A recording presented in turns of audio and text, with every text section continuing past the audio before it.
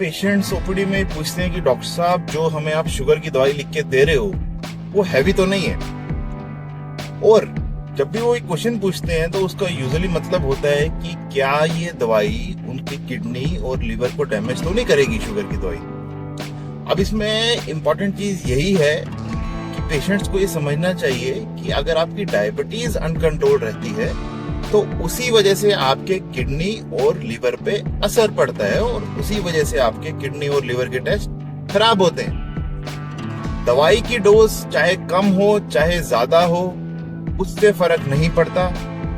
आपको ये फर्क पड़ना चाहिए कि आपकी शुगर किस दवाई से और कितनी डोज पे कंट्रोल हो रही है। कुछ पेशेंट्स को कम डोज से शुगर्स कंट्रोल हो जाते हैं और कुछ पेशेंट्स को हायर डोज रखनी पड़ती है मेडिसिन की शुगर कंट्रोल करने के लिए। लेकिन इसका ये मतलब बिल्कुल नहीं है कि अगर कोई पेशेंट हाई डोज ले रहा है डायबिटीज को कंट्रोल करने के लिए तो वो उस पेशेंट के लिए हैवी दवाई होगी या उस दवाई से उस पेशेंट को किडनी या लिवर में डैमेज होने का रिस्क रहेगा।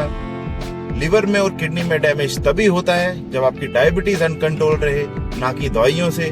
लेकिन हाँ, कुछ सिनेरियो हैं जैसे कि अगर मान लीजिए किसी को किडनी का प्रॉब्लम है या लिवर का प्रॉब्लम है, उस केस में डायबिटीज की मेडिकेशन की जो डोज होती है, कुछ मेडिसिन की हम ज्यादा डोज नहीं दे पाते हैं बिकॉज वो किडनी और लिवर के जरिए ही बाहर निकलती है। तो अगर उसमें प्रॉब्लम होगी तो उसमें हम डोज आपकी हाई नहीं रख सकते। लेकिन अगर आपकी किडनी और लिवर के टेस्ट ठीक हैं, उसमें कोई भी प्रॉब्लम नहीं है, तो दवाई की डोज चाहे कम हो चाहे ज्यादा हो वो मैटर नहीं करता है।